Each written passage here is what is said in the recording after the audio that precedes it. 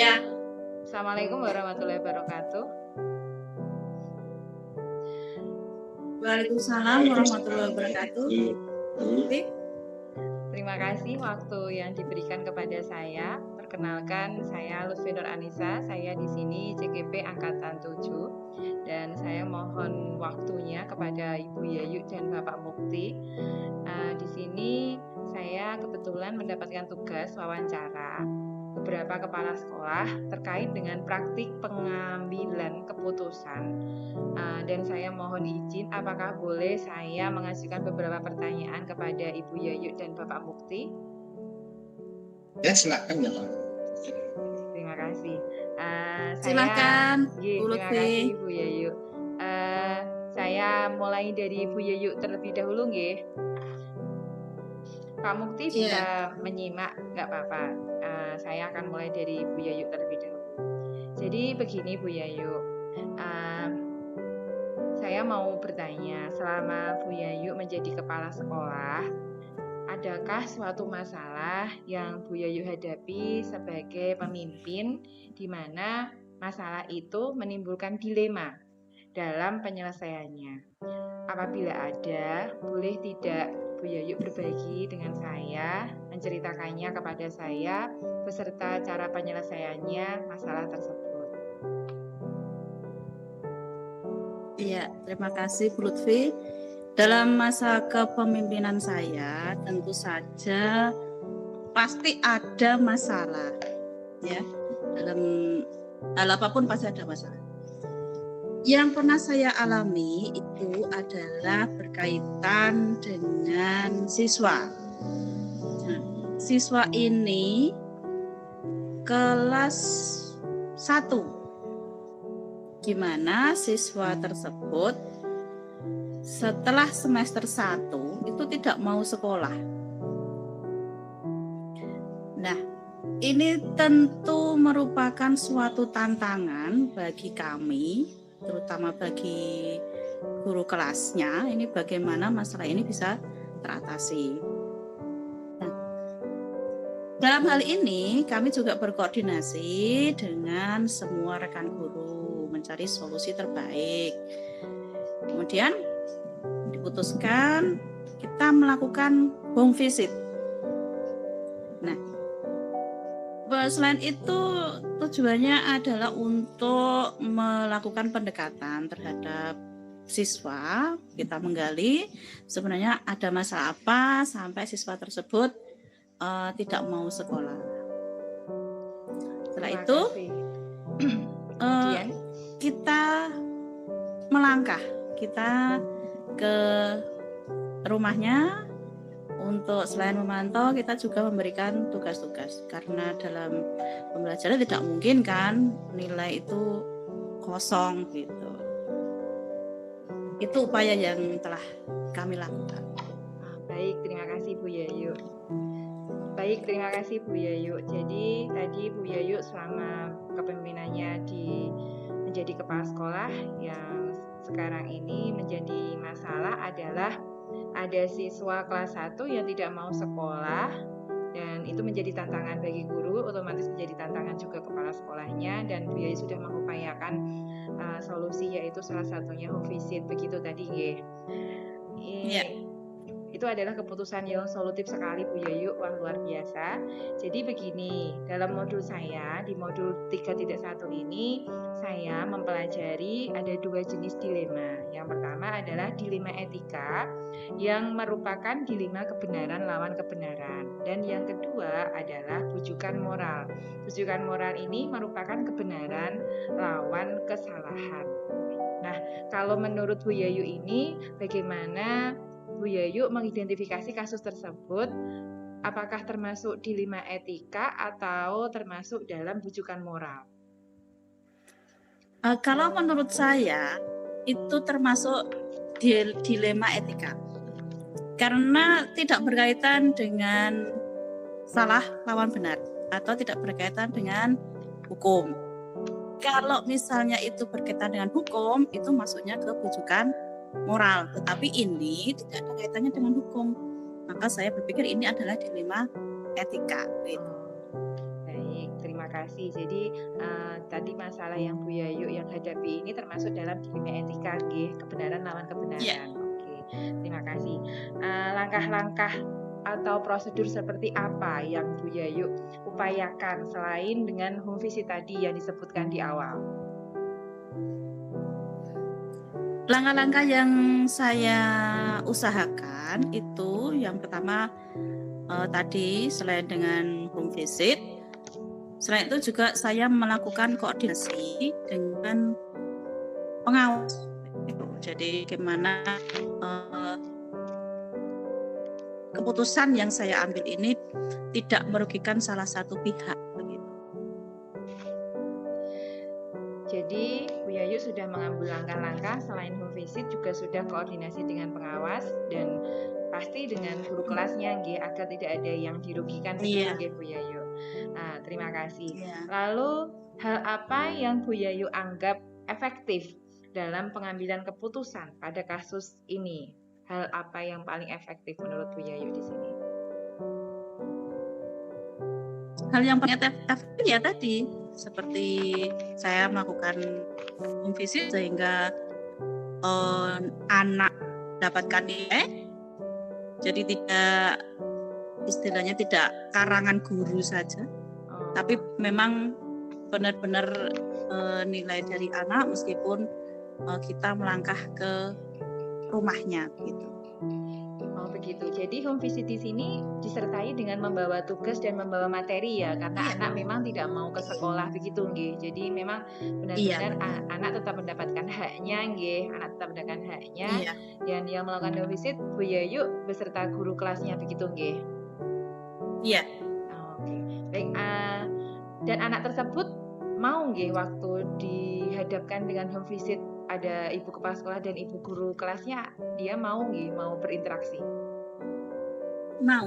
Oh, dia tetapi mau. Yang lebih sering home visit itu adalah guru kelas. Sebagai kepala sekolah, saya hanya memantau saja. Oh begitu. Memberikan solusi dan saran kepada guru kelas tersebut untuk melakukan home visit nggih kepada anak tersebut untuk melakukan pembelajaran secara privat lah ya, biar anak itu tetap mendapatkan haknya begitu nggih Bu Yayu. Baik, terima kasih. Kita ke pertanyaan selanjutnya.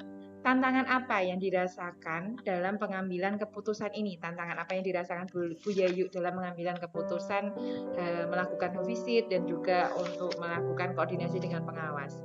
Tantangannya apa Bu Yayu? Tantangan yang paling utama itu adalah waktu. Kita kendalanya di waktu karena tidak bisa dipungkiri bahwa guru kelas itu menambah waktu jam bekerjanya kan, karena harus melakukan home visit. Nah itu diperlukan sebuah tanggung jawab dan kesadaran yang penuh dari guru kelasnya. Baik. Jadi tantangannya ini dengan adanya anak yang mogok ya, anak yang mogok sekolah, lalu guru kelasnya melakukan home visit, dari koordinasi dari kepala sekolah dan juga pengawas. Tantangan yang dihadapi ini adalah waktu karena waktu guru kelas itu sebenarnya sudah sepenuhnya di kelas, tiba-tiba harus menyisihkan waktu untuk berkunjung ke rumah melakukan pembelajaran secara individu begitu nggih. Tantangannya waktu. Kemudian apakah Ibu memiliki sebuah aturan atau jadwal tertentu dalam menyelesaikan sebuah kasus dilema etika ini? Misalnya seperti ini maksudnya, apakah Bu Yayu langsung menyelesaikan di tempat atau memiliki sebuah jadwal untuk menyelesaikannya atau memilih prosedur tertentu untuk menyelesaikan kasus dilema itu?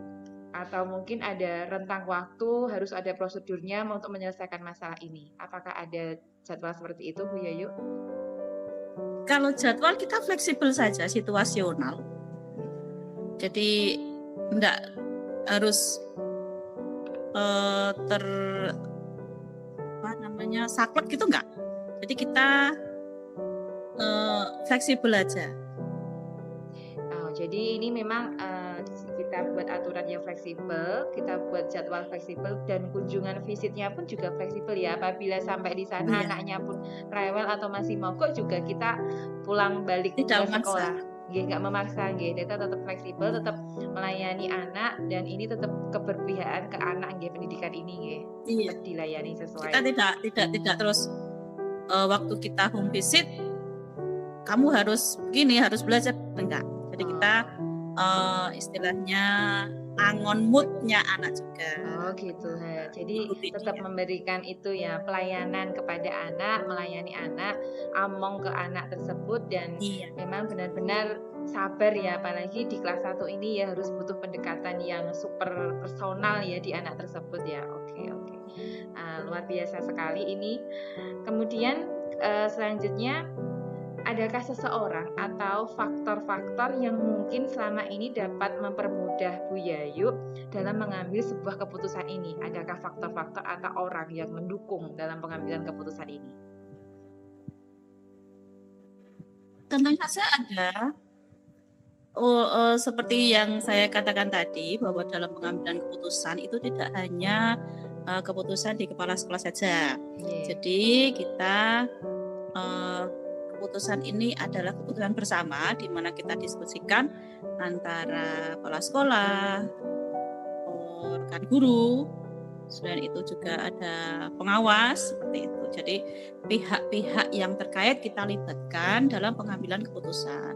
Supaya apa? Nanti kalau kita melangkah tidak ada pihak yang dirugikan. Dan juga orang tua dari anak tersebut juga dilibatkan, Iya, tentu saja orang tua dilibatkan karena memang orang tua mempunyai peran yang penting juga di dalam home visit dan keberhasilan pembelajaran. Orang tua welcome ya Bu Yayu dengan kehadiran home visitnya. Orang tua juga malah senang. Jadi ketika kita ke tempatnya, ke rumahnya, datang ngajari anaknya, welcome sekali orang tuanya. Jadi orang tua merasa tidak dibedakan antara anaknya dengan anak yang lain. Tetap dilayani, tetap mendapatkan pelayanan dan tetap mendapatkan haknya sebagai siswa dari sekolah Bu Yayu, begitu Baik, terima kasih Bu Yayu. Ini pertanyaan terakhir dari semua hal yang telah Bu Yayu sampaikan tadi, pembelajaran apa yang didapat oleh Bu Yayu atau pembelajaran yang dipetik lah ya dari pengalaman dalam mengambil keputusan sebuah masalah dilema etika ini?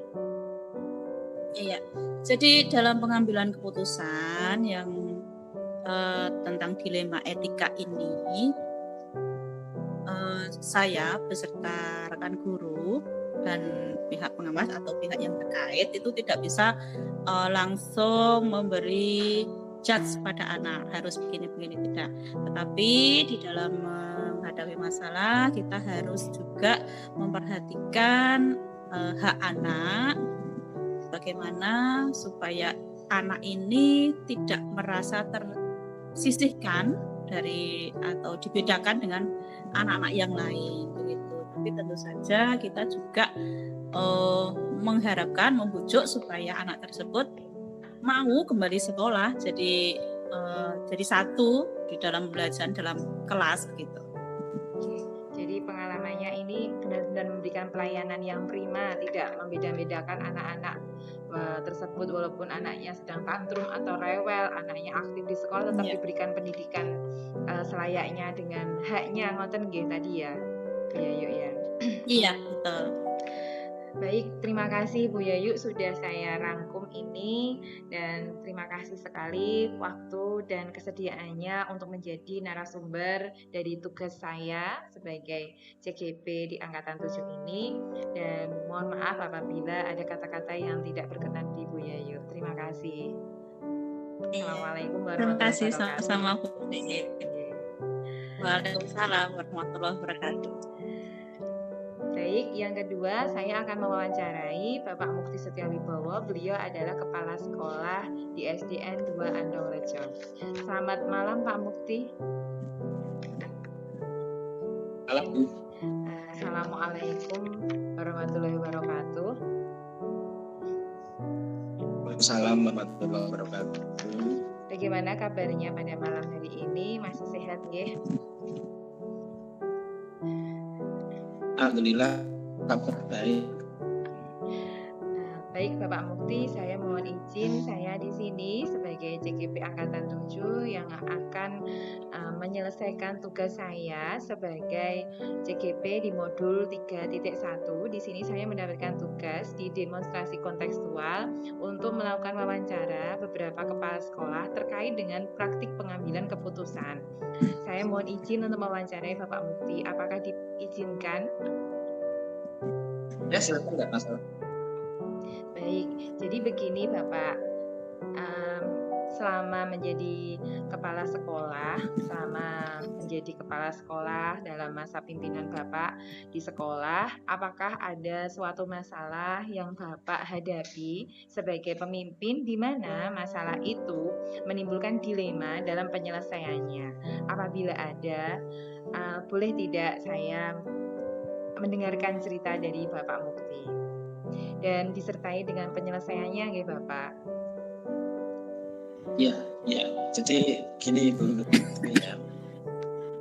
Di sekolah di SDN 2 Andorejo itu kebetulan tenaga pengajarnya atau guru-gurunya sekolah kami itu jumlahnya pas untuk kelasnya maupun guru mapelnya. Nah, beberapa bulan kemarin ada salah satu guru kami yang izin kepada kami selaku guru untuk mengembangkan diri. Jadi singkat kata ada salah satu guru saya izin kepada saya untuk melanjutkan studi S2 begitu. Nah, namun beliau itu adalah posisinya seorang guru mapel agama, jadi sangat dibutuhkan di sekolah. Dan awalnya kami merasa senang karena ada tenaga atau guru yang ingin mengembangkan potensi, mengembangkan karirnya, mengembangkan dirinya untuk menempuh pendidikan. Tentu saja saya sangat setuju dan mendukung sekali. Namun di lain pihak, saya juga punya masalah dalam hal bagaimana kelanjutan tugas-tugas sehari beliau di sekolah. Karena tentu saja pendidikan agama itu juga penting. Dan mereka, kehadiran guru tersebut sangat-sangat ditunggu oleh anak-anak di sekolah. Padahal perkuliahan yang diikuti oleh guru tersebut itu memakan waktu 2 hari. Jadi dalam 1 minggu itu guru tersebut tidak hadir di sekolah selama 2 hari. Nah, tentu saja itu membuat saya dan rekan-rekan guru yang lain di sekolah kami itu gimana ya, di sisi saya mendukung guru tersebut, di sisi lain saya harus memikirkan bagaimana pelayanan anak-anak dalam mengikuti pendidikan di sekolah, dalam hal ini pelajaran agama. Kira-kira itu gambaran singkatnya untuk permasalahan yang ada di sekolah saya. Baik, jadi masalah Pak Mukti ini adalah ada tenaga pendidik yang sedang mengembangkan potensinya, yaitu melanjutkan di S2, dan menjadi dilema karena Bapak Mukti juga menyetujui dia mengembangkan potensinya nanti karena dia akan mengembangkan profesinya, nggih. Tapi di sisi lain ada kelas yang harus kosong dan kebetulan Bapak atau Ibu guru ini memegang agama yang merupakan ujung tombak mata pelajaran anak-anak di sekolah dasar, begitu nggih. Dari cerita Bapak Mukti ini, sebelumnya saya akan memberikan pengantar terlebih dahulu. Jadi modul yang saya pelajari ini Bapak Mukti ada 2 jenis dilema. Yang pertama adalah dilema etika, yaitu dilema yang merupakan kebenaran lawan kebenaran. Dan yang kedua adalah bujukan moral. Bujukan moral ini adalah kebenaran lawan kesalahan. Nah, menurut Bapak Mukti, bagaimana mengidentifikasi kasus yang Bapak Mukti tadi ceritakan? Apakah termasuk dilema etika atau termasuk bujukan moral? Kemudian Bapak Mukti bisa mengidentifikasi masalah tersebut. Apakah masuk yang mana, Bapak? Kalau saya mengidentifikasi apa yang sudah saya putuskan dalam memberikan izin kepada guru saya, artinya saya sudah mendukung mensupport guru saya untuk mengembangkan pendidikan secara tidak langsung. Harapan saya nantinya adalah membawa dampak positif kepada siswa-siswa sekolah kami. Nah, di sisi lain saya harus memikirkan bagaimana 2 hari yang guru tersebut sekolah, bagaimana anak-anak memperoleh pembelajaran agama di hari tersebut. Jadi kalau saya mengidentifikasi apa yang saya putuskan tersebut, pendidikan tersebut, dan terhadap apa yang dilakukan oleh guru tersebut menempuh pendidikan, itu suatu dilema etika. Jadi menurut saya benar dan juga benar, namun memberi dampak yang atau masalah di sekolah.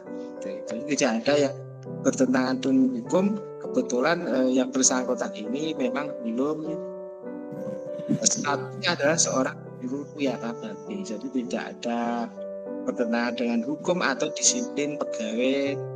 Jadi masih ada kategorinya ya toleransi yang untuk guru tenaga yata bakti. Yang penting apa yang dilakukannya itu memberikan perubahan, memberikan dampak yang positif kepada sekolah. Itu harapannya. Baik, terima kasih Pak Mukti. Jadi dari identifikasi kasus yang Bapak ceritakan tadi termasuk dalam dilema etika karena kebenaran lawan kebenaran, ya. Jadi memang Bapak Mukti harus mendukung tenaga pendidik tadi meningkatkan kompetensinya, tetapi di sisi lain Bapak Mukti juga harus bagaimana memikirkan kelas tersebut kosong selama 2 hari. Dan ini tidak melanggar hukum karena kebetulan tenaga pendidik yang sedang melanjutkan S2 ini masih honorer, begitu nggih. Jadi masuk dilema etika. Oke. Saya lanjutkan untuk pertanyaan selanjutnya. Langkah-langkah atau prosedur seperti apa yang Bapak Mukti lakukan selama ini menghadapi kasus tersebut? Nah, menindaklanjuti terhadap permasalahan 2 hari yang kosong tersebut. Di awal kami sudah berkoordinasi dengan rekan-rekan guru melalui rapat sekolah. Dalam awal tahun pembelajaran kemarin, kami memusyawarahkan bahwa untuk pembagian jadwal khususnya guru agama tersebut pada hari 2 hari itu beliau tidak berada di sekolah, itu hari Selasa dan Rabu. Jadi di hari Selasa dan Rabu tersebut untuk jadwal mata pelajaran agama itu ditiadakan seperti itu. Jadi untuk penyelesaiannya tadi Bapak sudah koordinasi dengan Dewan Guru nggih, melalui rapat Dewan Guru dan teman-teman yang lain, dan di Selasa Rabu karena kebetulan bersamaan dengan jadwalnya tenaga pendidik yang sedang melakukan perkuliahan, jadi di Selasa Rabu ini ditiadakan. Jadi jadwal di hari yang lain dipadatkan begitu ya, nggih, dipadatkan di hari lain. Oke. Saya lanjutkan. Hal apa yang Anda anggap efektif? Jadi menurut Pak Mukti ini hal apa yang dianggap efektif dalam pengambilan keputusan pada kasus tersebut? Menurut saya pengalihan jadwal atau pemadatan jadwal guru agama tersebut itu menurut kami sudah efektif karena tidak terjadi kekosongan jam pada siswa. Jadi artinya pelayanan pembelajaran untuk agama khusus tidak ada yang absen, ya, tetap terlayani. Akan tetapi mungkin membawa dampak kecemburuan dengan rekan-rekan guru yang lain. Jadi di sisi lain itu juga ada ada apa ya, dilema etika, juga mungkin nanti muncul lagi permasalahan yang lain. Jadi saling bermunculan lah kalau ada masalah seperti itu. Oke, baik. Jadi yang paling efektif tadi sudah memadatkan jadwal dan sudah mengosongkan 2 hari khusus memang agar bu guru tersebut bisa tetap melanjutkan S2-nya. Tetapi memang ada kecemburuan karena kita memang di lingkungan kerja nggih, dan itu yang dihadapi Bapak Mukti selama masa kepemimpinannya di sekolah. Lalu tantangan apa yang dirasakan Bapak Mukti dalam pengambilan keputusan pada kasus tersebut? Ya, tantangan yang saya hadapi memang di awal keputusan yang saya berikan kepada guru tersebut itu mendapat sedikit semacam apa ya,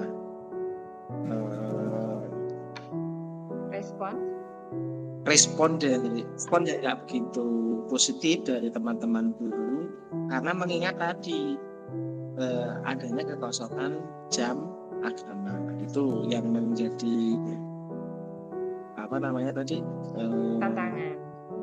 tantangannya. Namun setelah tadi ya, berdasarkan hasil rapat, tantangan tersebut terjawab dengan cara tadi memadatkan jam pembelajaran di hari-hari yang begitu. Baik, terima kasih. Jadi tantangannya adalah memang ada respon yang mungkin kurang baik dari rekan-rekan kerja, dan tadi di awal Bapak Mukti sudah menyampaikan bahwa ada kesenjangan dalam lingkungan kerja, itu tantangannya. Kemudian apakah Bapak Mukti memiliki sebuah aturan atau jadwal tertentu dalam menyelesaikan sebuah kasus dilema etika ini? Maksudnya apakah ini nanti butuh prosedur dalam menyelesaikan ini atau langsung ke poinnya langsung? Ya, kalau dalam suatu masalah kita selalu menyelesaikan permasalahan itu tentu melalui prosedurnya. Kita identifikasi, kita lihat dulu bentuk permasalahan, kemudian kita cari akar masalahnya, kemudian kita cari solusi terbaik dari permasalahan tersebut. Untuk jadwal tentu saja kami secara rutin tiap hari Senin itu kami ada briefing pagi setiap minggunya, sehingga hal tersebut meminimalisir permasalahan-permasalahan yang muncul ketika melaksanakan tugas dalam sepekan, sehingga hal itu sudah menjadi suatu pembiasaan positif di sekolah kami. Jadi setelah hari Senin dengan habis upacara kami selalu briefing, mengevaluasi 1 minggu kemarin dan 1 minggu yang akan datang, itu kami refleksi dan kita rencanakan tindak lanjut kegiatan sepekan ke depan begitu. Jadi tetap kami evaluasi, kami jadwalkan secara rutin seperti itu. Nah, jadi terstruktur sekali ini ya. Jadi untuk menyelesaikannya sudah ada prosedurnya, diidentifikasi dulu, lalu dicari latar belakangnya, permasalahannya, dan nanti ditemukan solusi. Dan Bapak Mukti tadi sudah melakukan sebuah briefing setiap pagi, itu sudah merupakan jadwal yang rutin dilakukan setiap minggunya, berfungsi untuk merefleksi dan juga merencanakan ulang, mengevaluasi. Wah, ini luar biasa Bapak, ini bisa digunakan untuk keberlanjutan selanjutnya dan dapat digunakan untuk mengatasi atau menghambat lah ya istilahnya permasalahan-permasalahan yang mungkin terjadi dalam kasus-kasus lain di lingkungan sekolah Bapak. Saya lanjutkan Bapak. Adakah seseorang atau faktor-faktor ya, tidak cuma seseorang atau faktor-faktor yang mungkin selama ini dapat mempermudah Bapak Mukti dalam mengambil sebuah keputusan, terutama untuk kasus-kasus dilema etika? Apa tadi? Kalau diulang lagi. Faktor-faktor atau seseorang yang dapat mempermudah Bapak Mukti dalam mengambil sebuah keputusan, terutama dalam kasus dilema etika. Jadi faktor apa atau ada seseorang yang berpengaruh? Ya, tentu saja dalam pengambilan keputusan khususnya masalah sekolah, kami tidak serta-merta sepihak dari saya untuk memutuskan suatu permasalahan. Namun kami juga perlu berkoordinasi dengan teman guru yang lain. Dalam hal ini di sekolah kami itu masih ada, kebetulan saya ini kepala sekolah yang masih muda, sedangkan di sekolah kami itu ada beberapa guru yang senior. Otomatis jika suatu masalah muncul, tentu saya tidak langsung memutuskan secara sepihak dari saya, tetapi tentu saya konsultasikan, saya koordinasikan dengan rekan-rekan guru semua tersebut yang sudah lebih banyak pengalamannya dari saya untuk dijadikan referensi, dijadikan dalam pengambilan keputusan. Jadi untuk faktor-faktornya tentu ada seseorang atau guru, khususnya guru senior, sebagai bahan pertimbangan ketika mengambil keputusan. Gitu.